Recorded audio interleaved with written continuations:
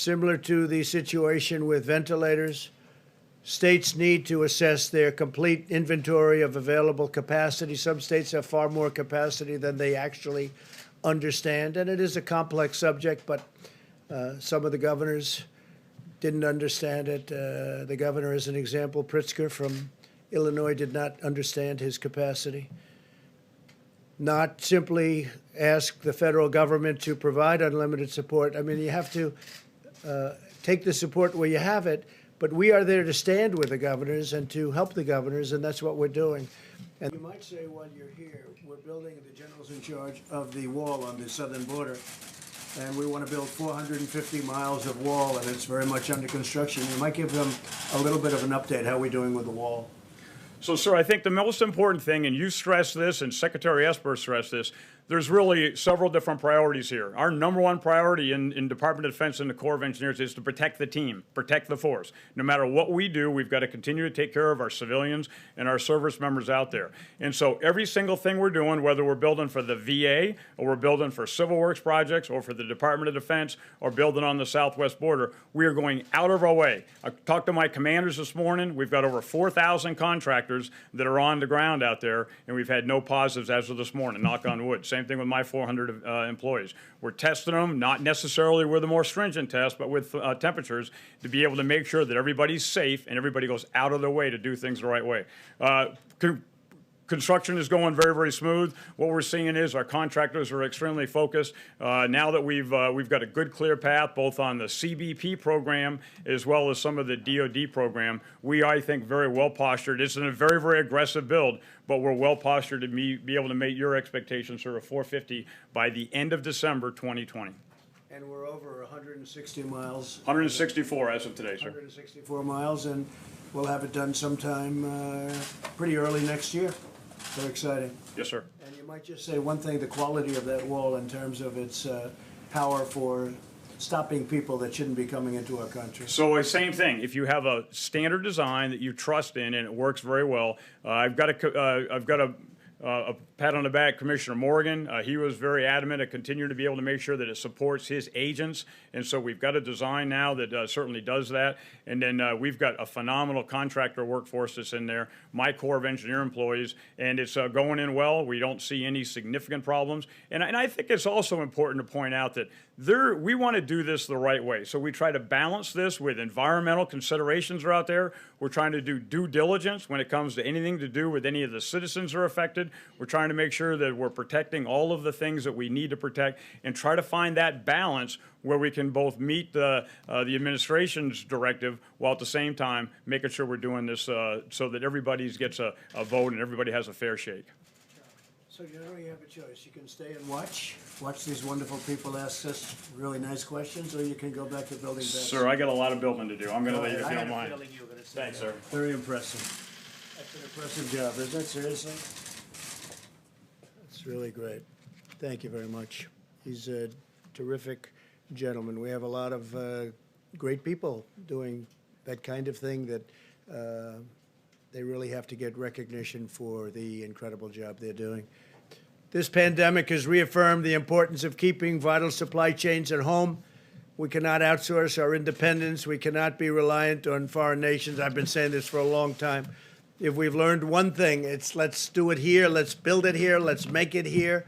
We've got the greatest country in the world. We've got to start bringing our supply chains back.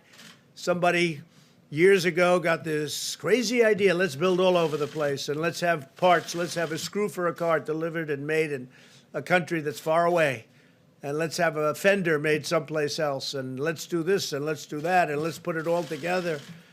And I like making it right here in the USA. And I think we've learned a lot about that, and especially maybe when it comes to pharmaceutical products, having to do with testing, because testing is a big word. Remember, it was all ventilators. And the reason it was all ventilators, they said, there's no way he'll ever be able to catch this one. And not only did we catch it, we are now the king of ventilators all over the world. We can send them anywhere. We have thousands being made a week, and they're very high quality. And that wasn't playing well, so then they said, testing. Oh, we'll get them on testing. Well, testing is much easier than ventilators. Ventilators are big machines that are very complex, that are very expensive. You need you need a group of people that really know what they're doing. We took auto lines, we took a lot of different people, and now we've done that. But it used to be ventilators, ventilators, ventilators. Now it's testing, testing, testing. Mr. President, on criminal justice reform and these SBA loans, I got an email earlier this morning from a fella in the Northwest who owns a supply business. And he has a felony on his record, nonviolent felony, in the past 5 years, which under SBA guidelines makes him ineligible for one of these PPP loans. So he has now had to let go 50 employees, many of whom are criminals trying to get back into society. I don't believe there's anything in the CARES Act that would restrict. If you give me the name of the company and his name, I'll have that checked out, John. I'll do that. It's a friend of yours? No, not a friend of mine. No, it's just somebody who Why did contacted he me call? out of the blue. He called you to say he's a criminal, and why did he get a loan? Or Because what's? he wanted to apply for an SBA loan and couldn't, and wondered how that squared Okay, with if you your. give me the your- name, I'll look into it. I'd like to look into that, okay? On oil, when you were talking earlier, you were talking about the PPP deal and then mentioned the SPR. In the first stimulus package, even though you had announced Well, that the, but you know the price of oil right now, don't you? I do. Do you know the price do. of oil? I actually do. It's negative I actually do. $37. Of course, Yeah. nobody's ever heard of negative oil before, but it's for short term.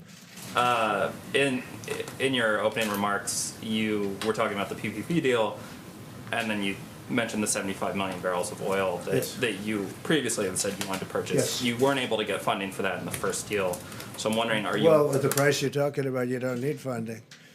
They pay you, see? You know? If you can go get it Because right in the now, next if you can 24 get it, hours, that's yeah. true, if you can get it. So my first question is, are you asking for that Well, funding at a as part of the minimum, we'll let PPP people deal? store, so we'll store it, we'll use it as storage, and charge for it.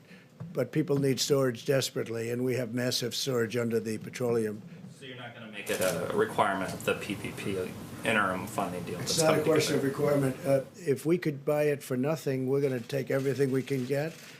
The only thing I like better than that is where they pay you to take the oil. That map, the governor of Maryland could have called Mike Pence, could have saved a lot of money.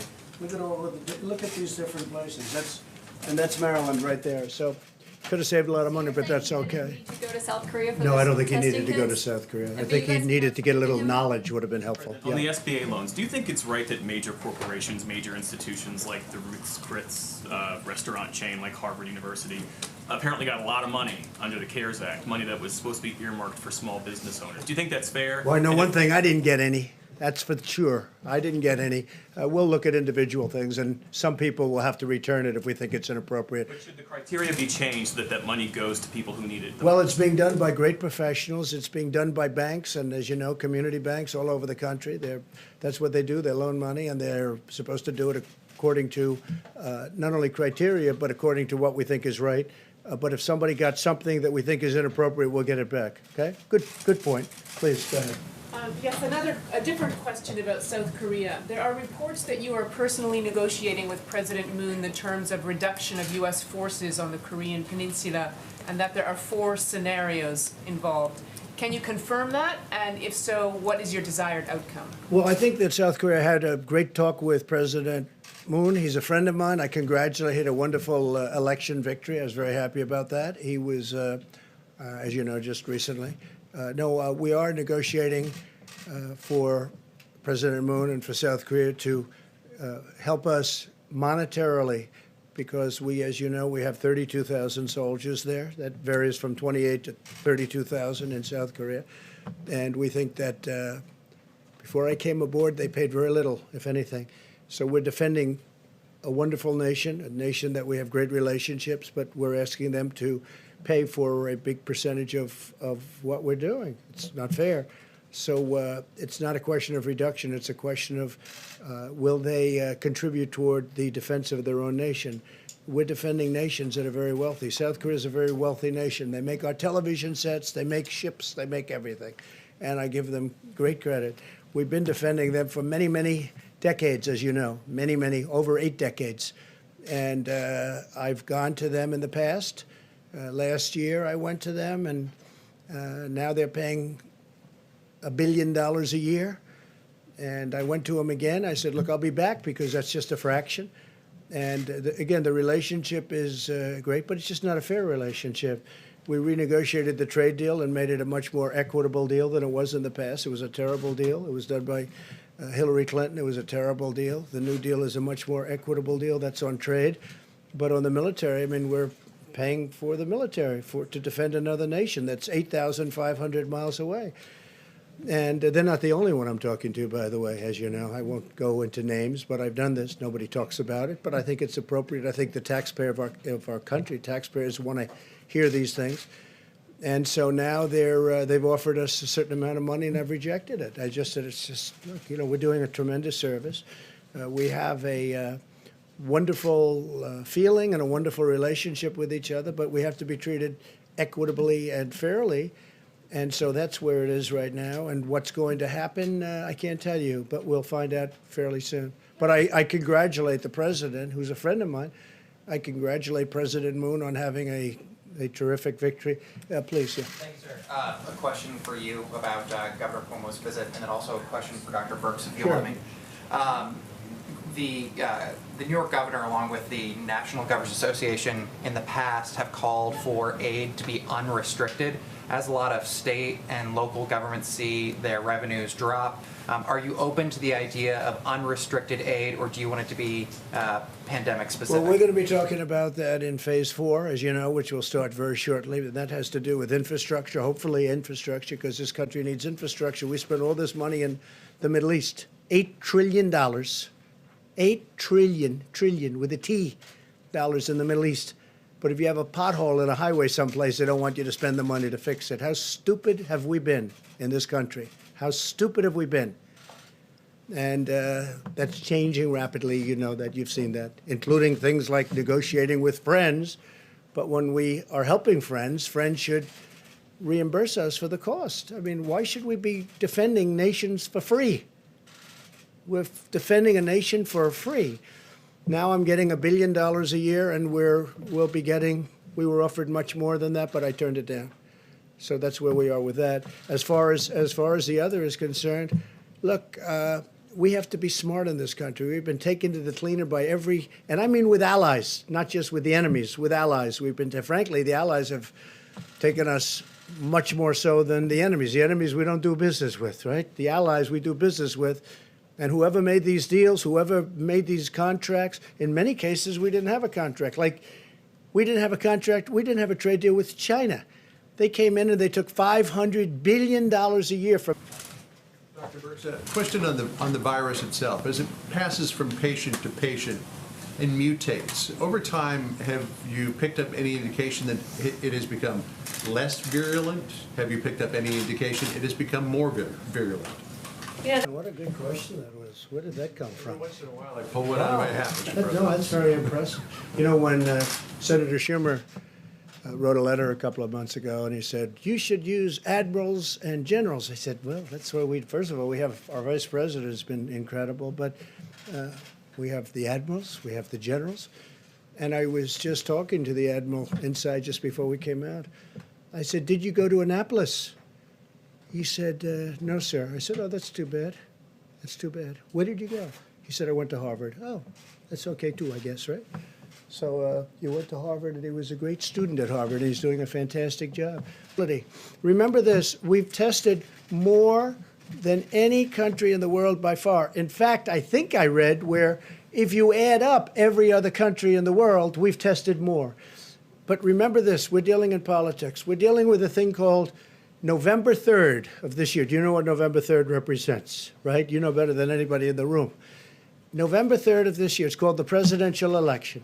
No matter what I do, no matter where we go, no matter how well we do, no matter what, if I came up with a tablet, you take it and this plague is gone. They'll say, Trump did a terrible job, terrible, terrible, because that's their soundbite. That's the political soundbite. They know the great job we've done. But with all of that being said, and also there is a thing that somebody could talk to if they want, but I don't want to bore you with it. Not everybody believes we should do so much testing. You don't need so much. We're talking about maximum. The reason that the Democrats and some others, maybe because they don't know, They want maximum because they want to be able to criticize. Because it's almost impossible to get to the maximum number, and yet we've been able to do it already. But with that, and you'll be seeing this over the next, I think, over the next couple of weeks or sooner, we have a test. If it comes out, it'll revolutionize the whole world of testing. It'll be something really special. So I don't view it as personal at all. What I do say is it's something that's not fair to thousands of people that have done such a good job. The second question I have about your language and how you approach the coronavirus at the beginning. I interviewed someone who said that his family got sick. They went to a funeral in mid-March. And they said mainly because the president wasn't taking it seriously. He said, if the president had had a mask on, if he was saying we should stay home, then I would have stayed home. Well, Instead, I know. I have I family listen- members. No. He said his family members were sick, and because they were listening to you. And do you feel like, or are you concerned that downplaying the virus maybe got Yeah. some people sick? And a lot of people love Trump, right? A lot of people love him. You see him all the time, right? I guess I'm here for a reason, you know? To the best of my knowledge, I won. And I think we're going to win again. I think we're going to win in a landslide. But just so you understand, you're talking about March, right? Yeah. And yet, excuse me, I know, I understand. And yet in January, a certain date, you know the date better than I do, we put on a ban of China where China can't come in. And before March, we put on a ban on Europe where Europe can't come in. So how could you say I wasn't taking it seriously? Do you know, I put on a ban on China before anybody in this country died. I put on a ban. And so you tell me, Nancy Pelosi was she wanted to have a street party in Chinatown in San Francisco at the end of February. That's a month later. And then they tell me it's only a political talking point, but you feed into it because you're too good a reporter to let that happen. Really, you are a good reporter. You're too good a reporter to let that happen. Remember this. So at the end of January, I put on a ban. People that were in that room will tell you, I think there were 21 people. I was the only one in the whole room that wanted to do it. Fortunately, I was the one that counted for that purpose. We put on a ban because I was reading bad things about China. World Health Organization should have told us. But I was reading it with or without them. They should have known. All they had to do was read it. They didn't have to even be there. But they tried to cover up for China. World Health covered up for China. But no, wait, but you can't say this. Look, I put on a ban. In other words, I stopped China from coming to the United States. I stopped Europe from coming into the United States long before the March date that you're talking about. So people should say I acted very early. That was a very hard thing to do. Doing that was a very hard thing. I didn't want to do that, but I did it because I thought, and Dr. Fauci said that by doing it, President Trump saved tens of thousands of lives. So I did take it very seriously. You held rallies in February and in March, and there are some Americans. Oh, I don't know. who say- I don't know about rallies. I really don't know about rallies. I know one Rallies thing. in February. I haven't left the White House in months, except for a brief moment to give a wonderful ship the comfort. You held a rally in March.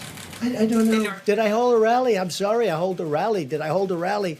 Let me tell you, in January, when I did this, you had virtually no cases and no deaths, and yet I put it on. So how could I not?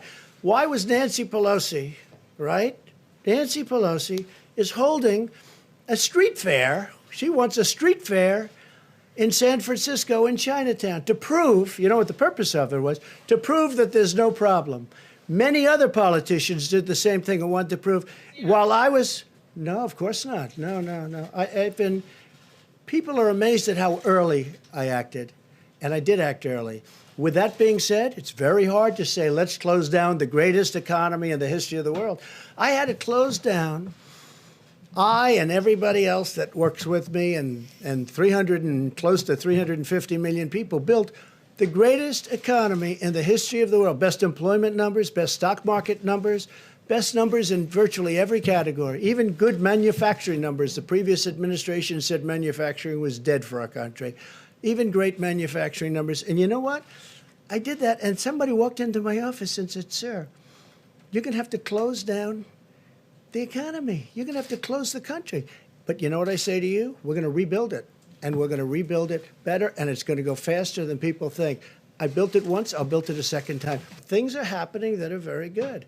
The country is coming together. And I'll tell you what, the people are coming together. The people are really coming together. I think you're going to find that our country is much more unified. I do think that the press, the media, foments a lot of this, a lot of anger. I really believe it foments tremendous anger. For instance, I'll be asked a tremendously hostile question from somebody, and then I'll answer it in a hostile way, which is appropriate. Otherwise, you look foolish. Otherwise, it looks like just walk off the stage and bow your head. I can't do that. You know, I just can't do that. But a lot of these questions that are asked from certain networks are so hostile, and there's no reason for it. There's no reason for it. We are in a war. This is a World War II. This is a World War I, where, by the way, the war essentially ended because of a plague. That was one of the worst ever. They lost almost 100 million people. But we're in a big war.